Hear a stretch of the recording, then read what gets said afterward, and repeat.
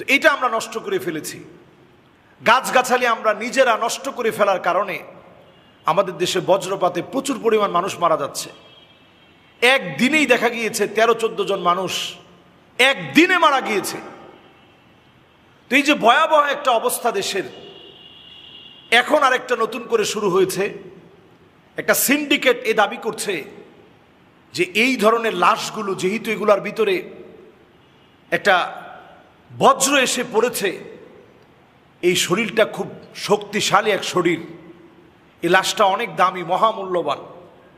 কারণ দেখবেন যে কোনো একটা লোহার ভিতরে যখন তড়িৎ কারেন্ট যখন এটার ভিতরে যখন একটা সময়ের জন্য যখন প্রবাহিত হয়, এই চুম্বকীয় প্রভাবের কারণে, চুম্বকীয় এই প্রভাবের কারণে এই লোহাটা শক্তিশালী হয়।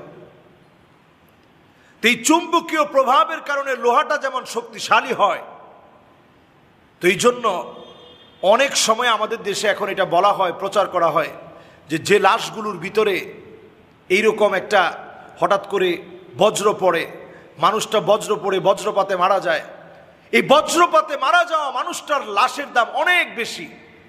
এটা শুধু লোকমুখে প্রচার করা একটা কথা। আচ্ছা, এটা দিয়ে কি বানানো হয়? অনেকে বলে এটা দিয়ে ইলেকট্রন, প্রোটন এবং নিউটন, পারমাণবিক শক্তি এটা থেকে আবিষ্কার করা হয়। এটা একটা সম্পূর্ণ ভুয়া কথা।